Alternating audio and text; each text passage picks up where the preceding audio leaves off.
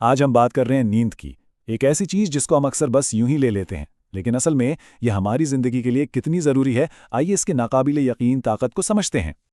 یہ جو 24% کا عدد ہے نا، یہ بہت کچھ بتاتا ہے۔ یہ اصل میں ہارٹ اٹیکس میں ہونے والا وہ اضافہ ہے جو ڈے لائٹ سیونگز کے بعد صرف 1 گھنٹے کی نیند کم ہونے سے دیکھا گیا۔ سوچیں، صرف 1 گھنٹے کی کمی اور اتنا بڑا اثر! اس سے اندازہ ہوتا ہے کہ ہم نیند کے معاملے میں کتنے حساس ہیں۔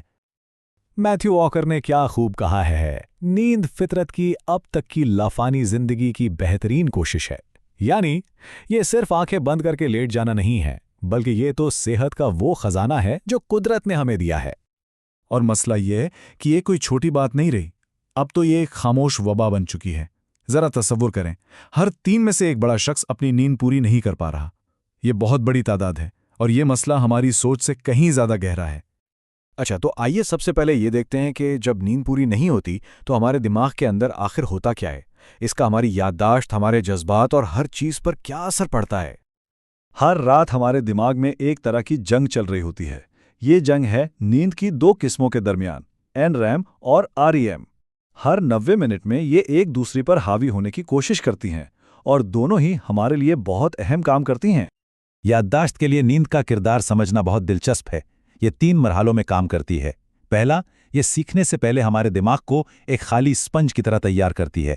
پھر سیکھنے کے بعد یہ سیو کا بٹن دباتی ہے، یادوں کو پکا کرتی ہے، اور آخر میں یہ نئی معلومات کو پرانی یادوں سے جوڑ کر سمجھ اور تخلیقی صلاحیت پیدا کرتی ہے۔ اور اگر یہ نیند نہ ملے تو اس کی قیمت کیا چکانی پڑتی ہے؟ سیدھا 40% کا نقصان۔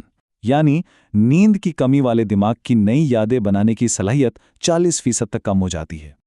جذباتی طور پر بھی بہت بڑا فرق پڑتا ہے۔ جب ہم سوتے نہیں ہیں تو ہمارے دماغ کا جو عقلی اور منطقی حصہ ہے، یعنی پری فرنٹل کارٹیکس، وہ سمجھیں کہ کام کرنا چھوڑ دیتا ہے، اور جو جذبات کا مرکز ہے، امیگڈالا، وہ 60% زیادہ تیز ہو جاتا ہے۔ تو یہ ایسا ہے جیسے گاڑی میں صرف ایکسلریٹر ہو، بریک ہو ہی نہ۔ اچھا، گہری نیند کا ایک اور کمال کا کام ہے دماغ کی صفائی۔ جی ہاں، رات کو جب ہم گہری نیند میں ہوتے ہیں تو دماغ کا ایک صفائی کا نظام، جسے گلمفیٹک سسٹم کہتے ہیں، ایکٹیویٹ ہو جاتا ہے۔ یہ ان زہریلے مادوں کو باہر نکالتا ہے جو جمع ہو کر الزائمر جیسی بیماریوں کا باعث بن سکتے ہیں۔ تو یہ تو ہوئی دماغ کی بات، لیکن نیند کی کمی کا اثر صرف دماغ تک محدود نہیں رہتا۔ آئیے اب دیکھتے ہیں کہ یہ ہمارے باقی جسم پر کیسے اثر انداز ہوتی ہے۔ یہ عدد دیکھیں، -70%۔ یہ کیا ہے؟ یہ ہمارے جسم کے کینسر سے لڑنے والے سیلز کی کارکردگی میں کمی ہے، اور وہ بھی صرف ایک رات 4 گھنٹے سونے کے بعد۔ صرف ایک رات کی کم نیند اور ہمارے مدافعتی نظام پر اتنا بڑا حملہ۔ نیند کی کمی بھوک کے ساتھ بھی کھیلتی ہے۔ یہ ہمارے جسم میں 2 اہم ہارمونز کا توازن بگاڑ دیتی ہے۔ لیپٹن، جو بتاتا ہے کہ پیٹ بھر گیا، وہ کم ہو جاتا ہے، اور گھیرلن، جو کہتا ہے کہ بھوک لگی ہے، وہ بڑھ جاتا ہے۔ نتیجہ، ہمیں ہر وقت بھوک لگتی رہتی ہے، اور خاص طور پر غیر صحت بخش چیزیں کھانے کا دل کرتا ہے۔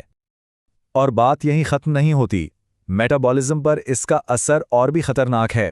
صرف ایک ہفتہ اگر نیند پوری نہ ہو تو جسم کا بلڈ شوگر کنٹرول کرنے کا نظام اتنا خراب ہو سکتا ہے کہ ڈاکٹرز اسے پری ڈائبیٹک یعنی ذیابیطس سے پہلے کی حالت قرار دے سکتے ہیں۔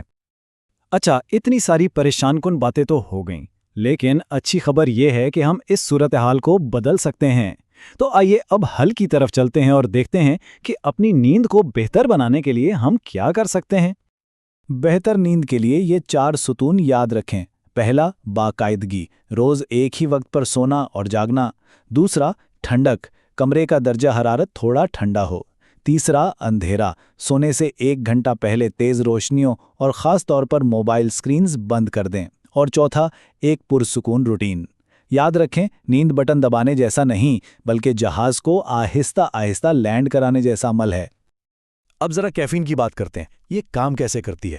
یہ دماغ میں نیند کے سگنلز کو بلاک کر دیتی ہے، اور سب سے اہم بات یہ ہے کہ اس کا اثر بہت دیر تک رہتا ہے۔ اگر دوپہر 2 بجے کافی پی ہے تو اس کا چوتھائی حصہ رات 12 بجے بھی آپ کے سسٹم میں موجود ہو سکتا ہے اور گہری نیند کو خراب کر سکتا ہے۔ ایک اور بہت بڑی غلط فہمی الکوہول کے بارے میں، لوگ سمجھتے ہیں کہ اس سے اچھی نیند آتی ہے۔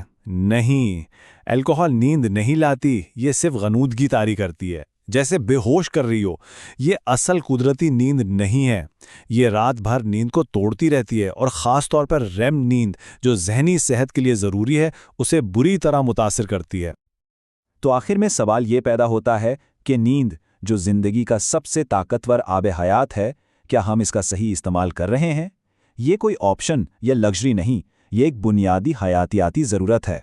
اپنی صحت کو بہتر بنانے کے لیے سب سے مؤثر کام جو کیا جا سکتا ہے وہ اپنی نیند کو ترجیح دینا ہے۔